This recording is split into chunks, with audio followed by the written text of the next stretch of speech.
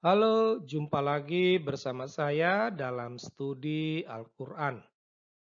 Studi kita kali ini membahas Surah Al-An'am ayat 114.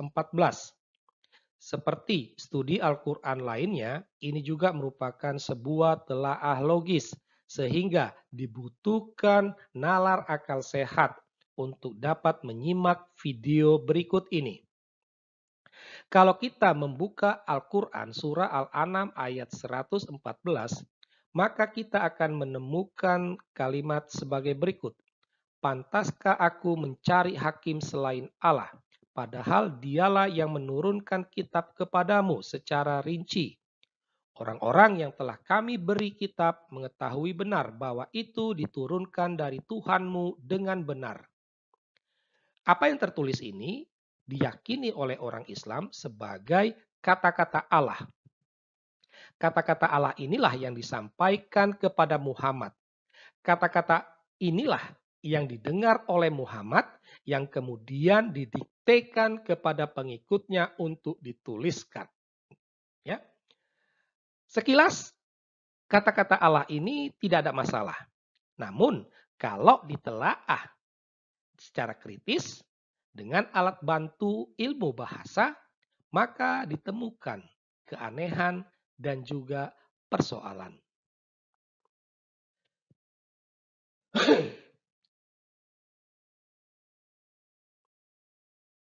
Nah, setidak-tidaknya ada 4 kata yang membuat wahyu Allah ini bermasalah. Ya, jadi eh, pantaskah aku mencari hakim dan seterusnya ini diucapkan kepada Muhammad, diucapkan Allah kepada Muhammad. Jadi kata kalimat inilah yang didengar oleh Muhammad waktu itu. Ya, nah, sebagaimana yang kita ketahui, konteks seluruh wahyu Allah dalam Al-Quran itu adalah Allah berbicara kepada Muhammad. Nah, jadi waktu itu Allah berbicara kepada Muhammad, pantaskah aku mencari hakim selain Allah dan seterusnya. Ya, nah, secara linguistik maka ditemukan ada persoalan. Ya, ada 4 kata yang bermasalah. Yang pertama, kata aku. Ya, pantaskah aku mencari hakim? Ya, jadi kata aku ini diucapkan oleh Allah. Ya, ya, diucapkan oleh Allah. Ya, sehingga dengan demikian aku di sini diartikan, ditafsir sebagai Allah yang berbicara. Gitu loh. Ya, jadi aku di sini adalah Allah yang berbicara. Tapi kalau kita ikuti pantaskah aku yang adalah Allah mencari hakim selain Allah. Nah, Allah yang berbicara, dia menyebut Allah lagi. Ini mengindikasikan secara implisit tampak ada 2 Allah. Ya, tampak ada 2 Allah. Ya. Tapi kita tinggalkan itu, kita lihat kata yang kedua, yaitu dialah. Padahal dialah yang menurunkan kitab kepadamu. Kalau kita perhatikan, kata dia itu ditulis dengan menggunakan huruf kapital. Dengan demikian, kata dia ini ditafsirkan sebagai Allah. Ya, dia di sini ditafsirkan sebagai Allah. Akan tetapi dia ini bukanlah Allah yang berbicara. Bukan.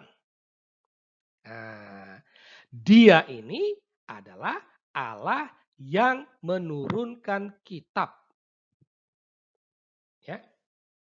Kalau dia ini adalah Allah yang berbicara, maka redaksinya adalah padahal akulah yang menurunkan kitab kepadamu. Harusnya begitu. Karena kalau disebut dia, itu merupakan entitas lain selain orang yang sedang berbicara. Ya.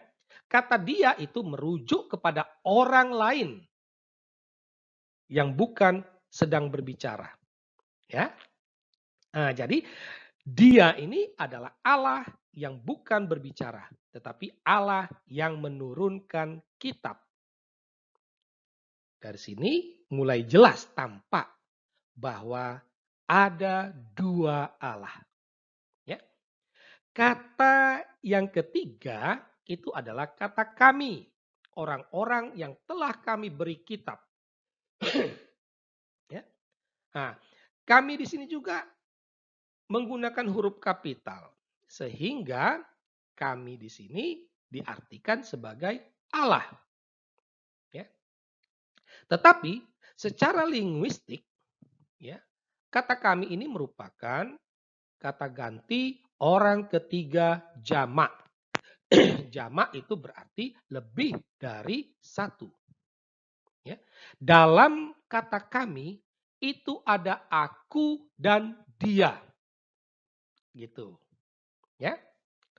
Nah, kalau kita terapkan ilmu bahasa itu di sini, maka kami di sini adalah Allah yang merujuk kepada Allah yang berbicara dan juga Allah yang menurunkan kitab.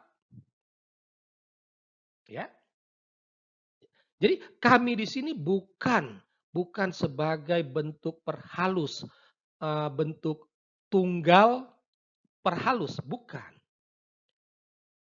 Kalau dia bentuk tunggal sebagai perhalus, ya demi konsistensinya, dia harus tetap pakai aku karena di atas tadi dia memakai aku. Nah, kami ini mau menegaskan bahwa Allah dan yang berbicara dan Allah yang menurunkan kitab. Ya. Jadi sekali lagi semakin dipertegas ada dua Allah. Ya. Ada dua Allah. Allah yang berbicara dan juga Allah yang menurunkan kitab. Ya. Kata yang keempat itu adalah kata Tuhanmu. Ya. Diturunkan dari Tuhanmu. Ini diucapkan oleh Allah loh ya. Jadi Allah dia berbicara kepada Muhammad bahwa itu diturunkan dari Tuhanmu. Tuhan ini kata lain dari Allah. Ya. Gitu. Jadi Allah menyebut Allah lagi. Di sini tampak bahwa Tuhan itu bukanlah Allah yang berbicara, tetapi Allah yang menurunkan kitab. Sekali lagi, ini mau menegaskan bahwa ada dua Allah. Jadi, dengan demikian, haruslah dikatakan agama Islam mempunyai Allahnya dua. Dengan demikian, wahyu Allah ini bertentangan dengan konsep tauhid yang sering didengung-dengungkan, yang diagung-agungkan oleh umat Islam.